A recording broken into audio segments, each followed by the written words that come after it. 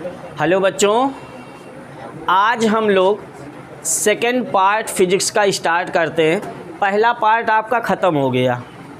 पहले पार्ट का मतलब पार्ट में जो यूनिट है आपके, वो पहली यूनिट आपकी कंप्लीट हो गई है। सेकेंड यूनिट स्टार्ट हो रही है। पहले यूनिट में आप लोगों ने कूलम्स लॉ और इलेक्ट्रिक फील्ड पढ़ा। सेकेंड चैप्टर जो उसमें टॉपिक बटा था गॉस की थ्योरम पढ़ा। फिर उसके बाद इलेक्ट्रिक पोटेंशियल वैद्युत विभव के बारे में पूरा पढ़ा। फिर उसके बाद संधारित्र और परावैद्युत पढ़ा। ये इतने टॉपिक में बहुत सारी टॉपिक आप लोगों ने क्लियर कर लिया है। अब सेकेंड यूनिट आपकी स्टार्ट हो रही है धारा विद्युत, करंट इलेक्ट्रिसिटी। धारा विद्युत में आपको एक चैप्टर वैद्युत चालन पढ़ना है और इसके बाद किरचॉफ का नियम पढ़ना है, किरचॉफ्स लॉ। इसमें भी बहुत अच्छे टॉपिक हैं। बोर्ड पेपर में हर बार इस चैप्टर से कुछ ना कुछ आता ही है। हर बोर्ड पेपर में उठा लो तो एक क्वेश्चन ज़रूर इस चैप्टर का मिलता है। बड़े इम्पॉर्टेंट क्वेश्चन इस चैप्टर में हैं। धारा विद्युत में वैद्युत चालन चैप्टर में वैद्युत धारा क्या होता है, पहली हेडिंग हम लोग यहीं से स्टार्ट करते हैं। इलेक्ट्रिक करंट क्या है समझने की कोशिश करिए। जब कोई आवेश, कोई चार्ज किसी इलेक्ट्रिक फील्ड में होता है तो उस पर एक फोर्स अप्लाई होता है कि नहीं होता है? जब कोई आवेश Q किसी इलेक्ट्रिक फील्ड E में रख दिया जाता है तो उस पर एक बल लगने लगता है, फोर्स अप्लाई हो जाता है। उसी बल के कारण अगर वो चार्ज चलने के लिए स्वतंत्र है तो उसी बल के अधीन होकर के वो मूव करने लगता है, गति करने लगता है। कौन? वही चार्ज, वही आवेश। आवेशों की गति को ही हम वैद्युत धारा कहते हैं। मोमेंट ऑफ चार्ज है ना, जो मूव होता है चार्ज, तो उसी को ही हम क्या कह देते हैं? वैद्युत धारा कह देते हैं। आवेशों की गति की ही अवस्था ही क्या कहलाती है? वैद्युत धारा कहलाती है। एक जनरल सी डिफिनीशन वहाँ से निकाल रहा है हम लोग, ठीक है। अब या यूँ भी कह लें, वैद्युत एक सेकेंड में आवेश के प्रवाह की दर को वैद्युत धारा कहते हैं। एक सेकेंड में आवेश का प्रवाह ही क्या कहलाता है? वैद्युत धारा कहलाता है। या यूँ कहें, आवेश के प्रवाह की दर के माप को वैद्युत धारा कहते हैं। जिस तरह से भी तोड़ मरोड़ पाओ डिफिनीशन को आप बता सकते हो बढ़िया से। बस वो सटीक शब्द में आपको लिखना है कि वैद्युत धारा होता क्या है, इलेक्ट्रिक करंट होता क्या है। यदि t सेकेंड में Q चार्ज का फ्लो हो रहा है किसी वायर से, किसी तार से, t सेकेंड में Q चार्ज फ्लो हो रहा है किसी वायर से, तब उसमें करंट कितनी जाती है? I is equal to Q/T। t second में किसी तार से Q आवेश प्रवाह हो रहा है, तब हम वैद्युत धारा को जो कहेंगे वो I बराबर Q/T कहेंगे। यही है। अगर T को एक सेकेंड कह लें तो एक सेकेंड में जितना आवेश प्रवाहित होता है उसी आवेश को ही हम क्या कहते हैं? वैद्युत धारा कहते हैं। परंतु एक फार्मूला और वैद्युत धारा का आता है। चूँकि आवेश Q बराबर पढ़े हुए हैं, Q बराबर NE, जहाँ N इलेक्ट्रॉनों की संख्या है और स्मॉल e एक इलेक्ट्रॉन का आवेश है। एक इलेक्ट्रॉन का आवेश है। एक इलेक्ट्रॉन का आवेश बेटा हम सभी लोगों को याद होगा 1.6 × 10⁻⁻19 कूलाम होता है। ठीक है। तो अब वैद्युत धारा का फार्मूला क्या आ जाएगा, NE/T। तो कहीं कहीं ये भी न्यूमेरिकल में आपको लगाना पड़ता है, कहीं कहीं ये लगाना पड़ता है। अब प्रश्न इस पे कैसे बनता है, अंधेरा है उससे कोई फ़र्क नहीं पड़ेगा, आप वहाँ से लाइट इंक्रीज कर लीजिए, मैनेज हो जाएगा। अंधेरे में भी तो बन जाएगा, लेकिन वहाँ से आपको लाइट मैनेज करना पड़ेगा। हर कोई समझते हैं, है ना, वैद्युत धारा को। वैद्युत धारा I बराबर क्या फार्मूला आया, Q/T। अब यहाँ पे इसी न्यूमेरिकल कुछ बनाया जाए, आसान न्यूमेरिकल, क्योंकि बहुत सारे बच्चे ऐसे होते हैं जो आसान न्यूमेरिकल भी नहीं लगा पाते। क्या आपसे कहा जाए कि 20 कूलाम आवेश 5 सेकेंड में प्रवाहित होता है, तो बताओ वैद्युत धारा का मान कितना है। तो यहाँ से आप 20 कूलाम, Q की जगह पे 20 और T की जगह पे 5 सेकेंड बोला, तो 5 से 20 को भाग कर दो, जो आएगा वो किस में आएगा, एम्पियर में आएगा। या उसी को अब यहाँ पे मात्रक की बात करें, धारा का मात्रक क्या होगा, धारा का मात्रक या वैद्युत धारा का मात्रक क्या होगा, तो Q का मात्रक होता है कूलाम, आवेश का मात्रक क्या होता है, और समय का सेकेंड, तो कूलाम प्रति सेकेंड मात्रक होता है। इसी कूलाम प्रति सेकेंड को बेटा एम्पियर कहा जाता है। ऐसे बहुत सारे मात्रक आप लोग आज तक पढ़ते आए होंगे, जैसे किलोग्राम मीटर प्रति सेकेंड स्क्वायर, इसको क्या कहते हैं, इसको न्यूटन कहते हैं। इसी मात्रक को न्यूटन बोला जाता है, पूरे को न्यूटन। वैसे कूलाम प्रति सेकेंड को एम्पियर। फिर आप लोगों को पढ़ाया गया जूल प्रति कूलाम, इसको वोल्ट बोलते हैं। तो ऐसे ये SI पद्धति है बेटा, SI पद्धति है, ठीक है। SI पद्धति में बल का क्या मात्रक होता है, न्यूटन, और MKS पद्धति में किलोग्राम मीटर प्रति सेकंड स्क्वायर, ठीक है।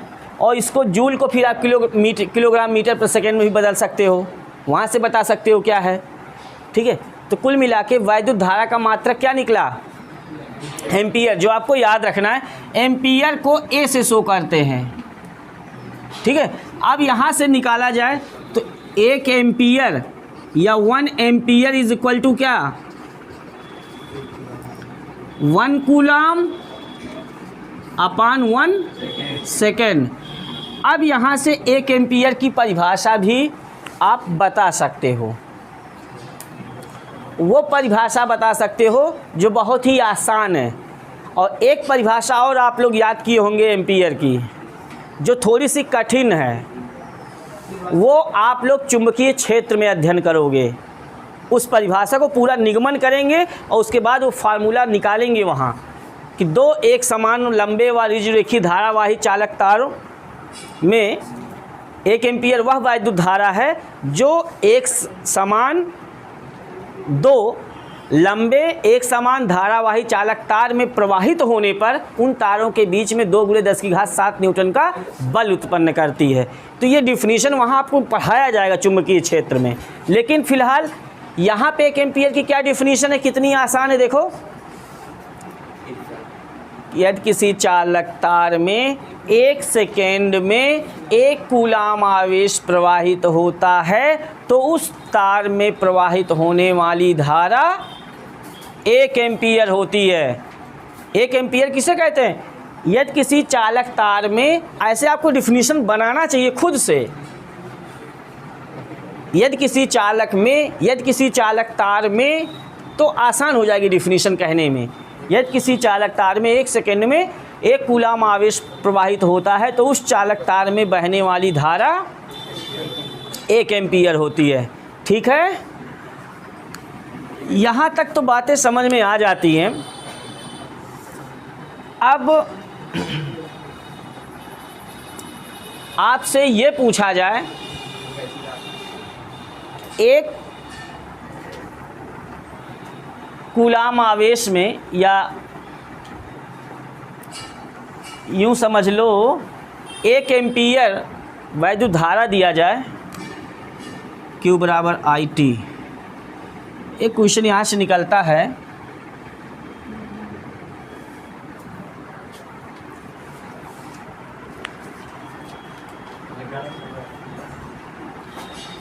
नहीं, Q बराबर क्या होता है, NE होता है, Q बराबर NE। यहाँ पे मैं ये क्वेश्चन बना रहा हूँ, आसान सा, इसके पहले शायद पहले चैप्टर में बन भी चुका होगा। एक कूलाम आवेश में कितने इलेक्ट्रॉन प्रवाहित होते हैं, कितने electron, how many electrons are flow in 1 coulomb charge, है ना।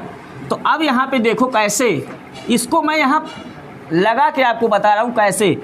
क्यों, कितना मैं बोल रहा हूँ, 1 कूलाम, कितने इलेक्ट्रॉन, तो इसको हमें फाइंड करना है, नंबर ऑफ इलेक्ट्रॉन्स। ई कितना, 1.6 इंटू 10⁻⁻19। एन कितना होगा, ये अपान में आ जाएगा, 1/1.6 इंटू 10⁻⁻19।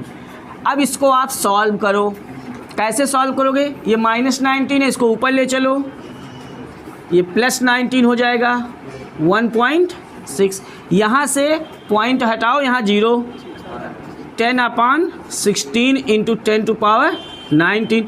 अब 10 में आप 16 से भाग नहीं कर पा रहे हो बढ़िया से, इससे एक 0 इसमें मिला लो, इसकी घात कम कर लो, 100/16 गुणे 10 की घात 18 हो गया। अब 16 से भाग हो जाएगा, 16 पचे नहीं, 16 छक्का 96, 6.96, 400, 40 हो गया, 16 दूना 32 हो गया, 8 40 80 हो गया, 16 पचे 80। ये यहाँ पे निष्कर्ष निकला कि 1 कूलाम चार्ज में इतने इलेक्ट्रॉन फ्लो होते हैं। ठीक है, अब मैं यहाँ पे एक चीज़ आपको दर्शाना चाहता हूँ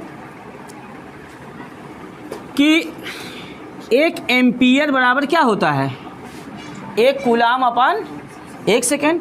तो 1 कूलाम को हम कितना लिख सकते हैं, कितने इलेक्ट्रॉनों के बराबर, 6.25 गुणे 10 की घात 18 इलेक्ट्रॉन प्रति सेकेंड। कितने एम्पीयर में, 1 एम्पीयर में। मतलब ये निष्कर्ष निकला बेटा कि 1 एम्पीयर में कितने इलेक्ट्रॉन प्रति सेकेंड प्रवाहित होते हैं, 6.25 गुणे 10 की घात 18 इलेक्ट्रॉन प्रति सेकेंड प्रवाहित होते हैं किसी तार में से। इसका मतलब क्या है, अब कुछ लोग इसका तात्पर्य ये बता देते हैं कि 1 एम्पीयर धारा जब किसी चालक तार में से प्रवाहित होती है तो इतने इलेक्ट्रॉन एक सिरे से प्रवेश कर दूसरे सिरे पर चले जाते हैं। जैसे कोई तार है, उसमें से 1 एम्पीयर धारा बह रही, तो उसका अर्थ ये बताते हैं कि इसका मतलब ये हुआ कि 6.25 गुणे 10 की घात 18 इलेक्ट्रॉन एक सिरे से प्रवेश करके दूसरे सिरे पर चले जाते हैं। ऐसा नहीं है, ऐसा नहीं है। इसका तात्पर्य हुआ कि जब किसी चालक तार से 1 एम्पीयर वैद्युत धारा प्रवाहित हो रही है तो उस चालक तार के एक सिरे पर 6.25 गुणे 10 की घात 18 इलेक्ट्रॉन एक सिरे से प्रवेश करते हैं और दूसरे सिरे से उतने ही इलेक्ट्रॉन बाहर निकलते हैं। ये इसका मतलब हुआ, दूसरे सिरे पर चले नहीं जाते बल्कि दूसरे सिरे से भी वो बाहर निकलते हैं। ठीक है, प्रवाहित होने का मतलब है कि एक सिरे से इतने इलेक्ट्रॉन प्रवेश करते हैं, दूसरे से उतने ही इलेक्ट्रॉन बाहर निकलते हैं। जितने इलेक्ट्रॉन प्रवेश किए होते हैं उतने ही इलेक्ट्रॉन बाहर निकलते हैं। अब वही हो क्या हो इससे नहीं मतलब है, अब वही नहीं रहेंगे, दूसरे कहाँ बीच में वो पैदा हो जाएंगे इलेक्ट्रॉन चालक तार में।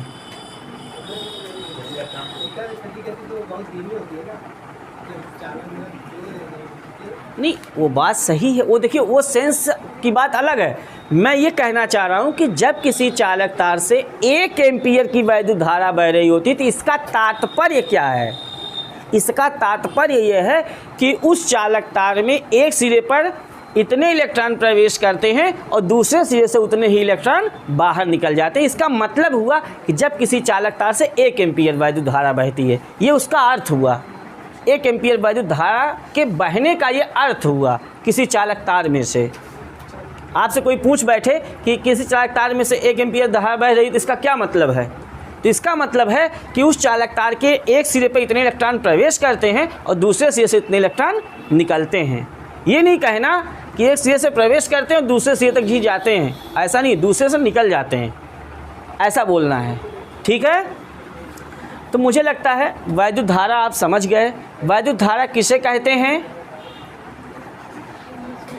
सबसे पहले तो हम ये कह सकते हैं कि आवेश की गति की अवस्था ही वैद्युत धारा कहलाती है, या यूँ फिर कह सकते हैं कि 1 सेकेंड में किसी चालक तार से बहने, या ऐसे कह लें किसी चालक तार से आवेश प्रवाह की दर ही रेट ऑफ चेंज ऑफ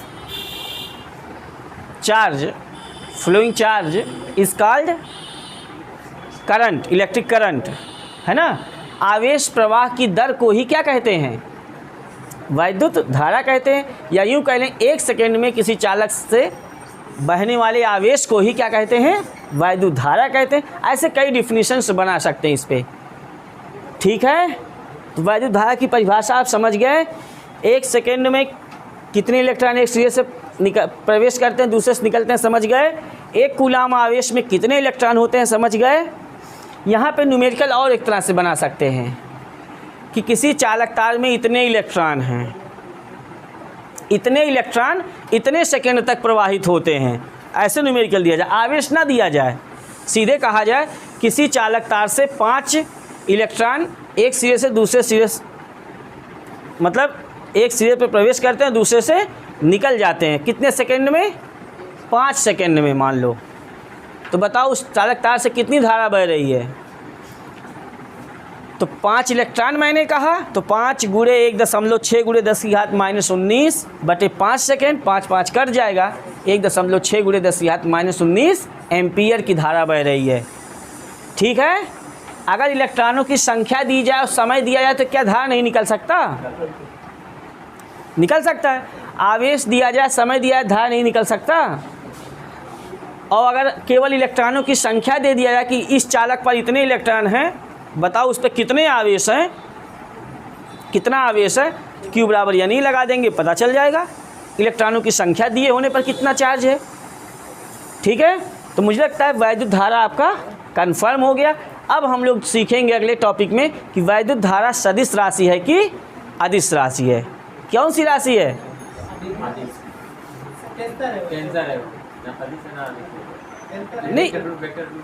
नहीं उस तरह से तो जो है वो है, लेकिन अदिश कहते हैं। वैद्युत धारा एक अदिश राशि है, सदिश राशि नहीं है। क्यों नहीं है? अब इस बात पर है ना, अब इस नियम का पालन हम लोग करें कि सीखें, इसमें चलें कि कैसे वो सदिश नहीं अदिश है। ठीक है, चलो ठीक है, इतना नोट कर लो। देखिए बेटा, अब हम लोग जाने यहाँ पे एक नया टॉपिक जाने। वैद्युत धारा एक क्या है? अदिश राशि है। कुछ बच्चे कन्फ्यूजन में जब उनसे पूछा जाता है कि वैद्युत धारा कैसी राशि है, तो बताते हैं सदिश राशि है। क्यों बताते हैं सदिश राशि है? उनका दिमाग नहीं, जब भी उन्होंने देखा होगा, जैसे ये तार है, तार में धारा प्रवाहित हुई तो ऐसे दिखा दिया जाता है तीर से। हमेशा कोई परिपथ बनाया गया, उसमें तीर बना दिया गया, और तीर देखते ही आप लोग सदिश कह देते हो, है ना।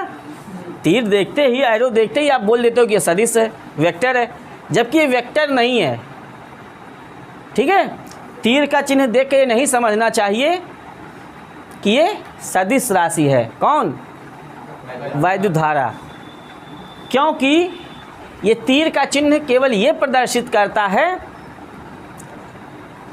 कि धन आवेश एक उसी दिशा में बह रहे हैं।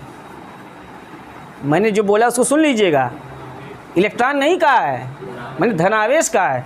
तीर के चिन्ह की दिशा में ही कौन प्रवाहित होता है?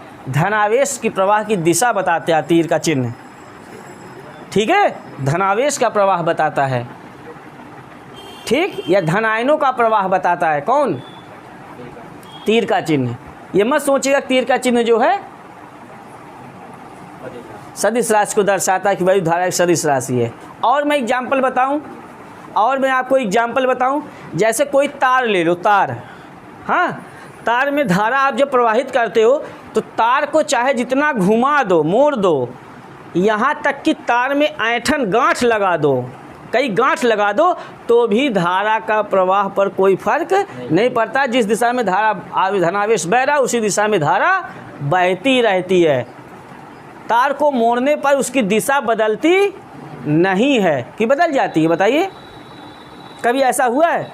मान लो कहीं से हम लोग तार खींच के लाएं और बीच में कई जगह गांठ लगा दिए, तो क्या धारा की दिशा बदल गई? नहीं बदलती, ठीक है। और एक बात बताऊं, क्यों ये अदिश है? जैसे मान लो यहाँ से 3 एम्पियर की धारा आ रही है इस तार में, और ये समकोण पे ही ऐसे दिखा लूँ थोड़ा सा कि इसमें 4 एम्पियर की धारा इससे जा रही है। यहाँ पे एक वायर और दिखा लूँ और आपसे पूछूं इस वायर में कितनी धारा जाएगी? कितनी धारा जाएगी? 7 एम्पियर धारा जाएगी। ये बात सही है। तो अगर 7 एम्पियर धारा जा रही है तो ये अदिश योग हुआ। 3 जोड़ दिया गया, 4 जोड़ दिया गया, 3 4 7। ये सदिश योग नहीं हुआ। क्यों? जब सदिश योग आप लोग निकालते थे कि मान लो इस दिशा में 5 न्यूटन का बल कार्य कर रहा है, हाँ, और इस मान लो पूरब की ओर एक व्यक्ति 5 मीटर जाता है और उत्तर की ओर 3 मीटर जाता है, तो बताओ उसका विस्थापन कितना है? जब यहाँ से यहाँ तक विस्थापन देखते थे तो कितना बताते थे? सीधे आप नहीं जोड़ते थे, या यहाँ मान लो 4 है और यहाँ 3 है, तो कितना हो जाता था? 5 ना, कि 7 कह देते थे? तो 7 नहीं कहते थे। इसी वजह से अगर ये सदिश योग होता तो उसे 5 एम्पियर बनना चाहिए था, 7 एम्पियर नहीं होना चाहिए था, ठीक है। तो यहाँ वेक्टर योग नहीं होता, वेक्टर समेशन नहीं होता, स्केलर समेशन होता है, ठीक है, अदिश जोड़ होता है। इसी वजह से यहाँ सीधे से 7 एम्पियर हो जाता है। तो इतना रीजन मैंने बताया कि वैद्युत धारा अदिश राशि है। समझ गए? तो मुझे लगता है आपसे अब आज के बाद कोई भी पूछेगा, ये नहीं कहना कि धारा बहती है, तार में से बहती है तो सदिश राशि हो गई, इस दिशा में जाती है उस दिशा में, तो ऐसा कुछ मत सोचिएगा। धारा कैसी राशि है? अदिश राशि है। कभी सदिश मत कहिएगा, ठीक है। चलिए ठीक है।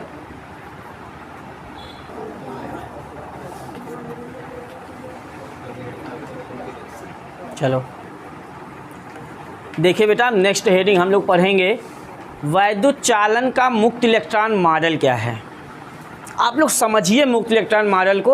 अगर मान लो आपसे पेपर में पूछा जाता है कि वैद्युत चालन का मुक्त इलेक्ट्रॉन मॉडल क्या है, तो आप जो कुछ भी समझे रहिएगा उसको बना के लिख दीजिएगा पूरा, ठीक है। देखिए हम सभी लोग जानते हैं सभी ठोस धातुएं जो होती हैं वो विद्युत की सुचालक होती हैं, ठीक है। जितने भी परमाणु होते हैं उन परमाणुओं के बीचों बीच एक धनावेशित भाग होता है। जैसे थोड़ी देर के लिए इसको मान लें एक परमाणु एटम है, तो इसके बीच में एक छोटा सा धनावेशित भाग होता है जिसे हम न्यूक्लियस बोलते हैं, नाभिक बोलते हैं। इस न्यूक्लियस के समीप की ऑर्बिट्स में, कक्षाओं में जो इलेक्ट्रॉन्स होते हैं, है ना, वो मूव होते हैं, चक्कर लगाते हैं। क्यों चक्कर लगाते हैं इलेक्ट्रॉन्स? और जो इलेक्ट्रॉन इस धनावेशित नाभिक के सबसे करीब की कक्षा में होता है, सबसे पास की कक्षा में होता है, उस पर जो नाभिक का आकर्षण बल होता है वो बहुत ही अधिक होता है, स्ट्रांग फोर्स उस पर अप्लाई होता है उस इलेक्ट्रॉन पर। और जो इलेक्ट्रॉन नाभिक से दूर होता जाता है उस पे उस फोर्स की वैल्यू जो होती है वो कम होती जाती है, बल का मान जो होता है कम हो जाता है। जो इलेक्ट्रॉन यहाँ पे होगा उस पर इस नाभिक का आकर्षण बल जो था वो और कम हो जाएगा। धीरे धीरे हम यूँ समझें कि किसी भी परमाणु के सबसे बाहरी कक्षा में जो इलेक्ट्रॉन होता है उस पर इस नाभिक का आकर्षण बल बहुत ही कम होता है, बहुत कम होता है। उसे थोड़ा सा गर्म करके या चोट मारकर, पीट कर उस इलेक्ट्रॉन को अलग कर सकते हैं। वो अलग हुआ इलेक्ट्रॉन जो सबसे बाहरी कक्षा में था, संयोजी कक्षा में था, वो संयोजी इलेक्ट्रॉन जब अलग हो जाता है अपनी कक्षा से तो पूरे परमाणु के भीतर इधर उधर जिग-जैग मोशन करता है, टेढ़ी मेढ़ी गति करता है, अनियमित गति करता है, ठीक है, पूरे परमाणु के भीतर। उसी इलेक्ट्रॉन को मुक्त इलेक्ट्रॉन या चालक इलेक्ट्रॉन, चालन इलेक्ट्रॉन, है ना, मुक्त इलेक्ट्रॉन या चालन इलेक्ट्रॉन बोलते हैं। कौन सी इलेक्ट्रॉन? जो सबसे बाहरी कक्षा में से अलग होकर पूरे परमाणु के भीतर इधर उधर अनियमित गति करते हैं, उन इलेक्ट्रॉनों को क्या बोलते हैं? चालन इलेक्ट्रॉन बोलते हैं, या मुक्त इलेक्ट्रॉन या फ्री इलेक्ट्रॉन बोलते हैं। वो फ्री इलेक्ट्रॉन ही, वो मुक्त इलेक्ट्रॉन ही पदार्थ के भीतर आवेश को एक स्थान से दूसरे स्थान तक ले जाने का काम करते हैं। कौन? मुक्त इलेक्ट्रॉन। धातुओं में मुक्त इलेक्ट्रॉन की संख्या बहुत ही ज़्यादा होती है, इसीलिए धातुओं में मुक्त इलेक्ट्रॉन ज़्यादा होने के कारण धातुओं में आवेश को आसानी से एक स्थान पर दूसरे स्थान तक ले जाया जा सकता है। अर्थात धातुएं विद्युत की सुचालक होती हैं। सबसे बढ़िया जो चालक होता है वो चांदी होता है। सबसे बढ़िया धातु में जो सुचालक है वो कौन है? चांदी है। उसके बाद कौन है? सोना नहीं है, उसके बाद तांबा है, कापर है। आप समझिएगा इस बात को। उसके बाद सोना है, उसके बाद एल्युमिनियम है। ये नहीं कि चांदी के बाद सोना तुरंत याद कर लो, चांदी है, चांदी के बाद सोना, सोना सबसे महंगा है, तो कहो कि है ना। सबसे बढ़िया चालक कंडक्टर जो है वो कौन है? चांदी है, उसके बाद तांबा है, फिर सोना है, फिर एल्युमिनियम है। ठीक है। हाँ, तो ये हो गया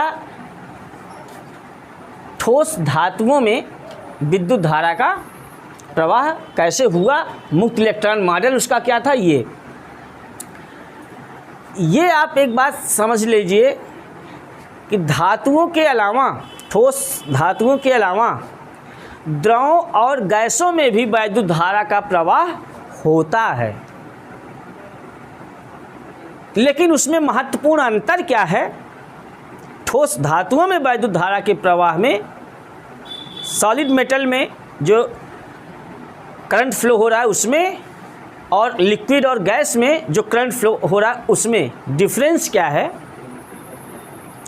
डिफरेंस ये है कि ठोस धातुओं में जो आवेश का प्रवाह होता है वो मुक्त इलेक्ट्रॉनों के कारण होता है, लेकिन लिक्विड और गैस में जो फ्लो होता है वो दोनों धन आयनों और ऋण आयनों, धन आवेश ऋण आवेश दोनों के कारण होता है। ये नहीं कि केवल ऋणावेश के कारण ही कह दोगे या केवल धनावेश का, नहीं, दोनों के कारण उसमें फ्लो होता है, लिक्विड में या गैस में। ठीक है, तो इतनी बातें आप समझ गए।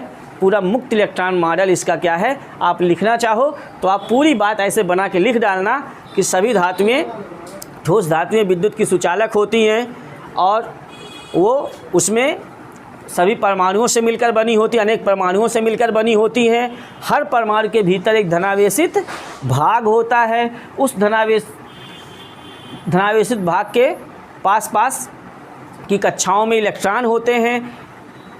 सबसे पास वाली कक्षा में जो इलेक्ट्रॉन होता है उस पर नाभिक का आकर्षण बल सबसे ज़्यादा होता है। जिस तरह से इलेक्ट्रॉन नाभिक से दूर होते जाते हैं उन पर आकर्षण बल उतना ही कम होता जाता है। जो इलेक्ट्रॉन नाभिक से सबसे दूर की कक्षा में होता है उन पर नाभिक का आकर्षण बहुत कम होता है। उन्हें आसानी से चोट मारकर गर्म करके उस कक्षा से अलग कर दिया जा सकता है। वो मुक्त हुए इलेक्ट्रॉन पूरे परमाणु के भीतर इधर उधर अनियमित गति करते हैं। उन्हें ही हम मुक्त इलेक्ट्रॉन या चालन इलेक्ट्रॉन कहते हैं। ठीक है, धातुओं में मुक्त इलेक्ट्रॉन या चालन इलेक्ट्रॉन जो होते हैं सबसे ज़्यादा होते हैं, इसीलिए उनकी चालकता बहुत ही ज़्यादा होती है। चांदी सबसे बढ़िया चालक है। चांदी जो है सबसे अच्छा क्या होता है, सुचालक है, चालक है। चांदी के बाद तांबा और सोना, उसके बाद एल्युमिनियम आते हैं। ठोस धातुओं के अलावा गैसों और द्रवों में भी वैद्युत धारा का प्रवाह होता है, लेकिन धातुओं और द्रवों और गैसों में धारा के प्रवाह में एक महत्वपूर्ण अंतर ये है कि धातुओं में आवेश का प्रवाह मुक्त इलेक्ट्रॉनों के कारण होता है, लेकिन द्रवों और गैसों में आवेश का प्रवाह ऋण आवेशों और धन आवेशों या ऋण आयनों और धन आयनों के कारण होता है। ठीक है, तो क्या इतनी बात इसमें बना के आप कुछ लिख पाओगे? अगर बोर्ड पेपर में पूछ ले, आज के बाद कोई भी मुक्त इलेक्ट्रॉन मॉडल पूछ ले, तो कुछ सेंस अपना लगा करके कुछ लिख सकते हो ना। तो ठीक है, इतना आप नोट कर लीजिए। तो मुझे लगता है आप लोगों को ये वीडियो पसंद आया होगा। अगर पसंद आया हो तब आप इस वीडियो को लाइक करिए, शेयर करिए, हमारे चैनल को सब्सक्राइब कर लीजिए। कोई भी प्रॉब्लम हो कमेंट करके पूछिए। मिलते हैं नेक्स्ट वीडियो में।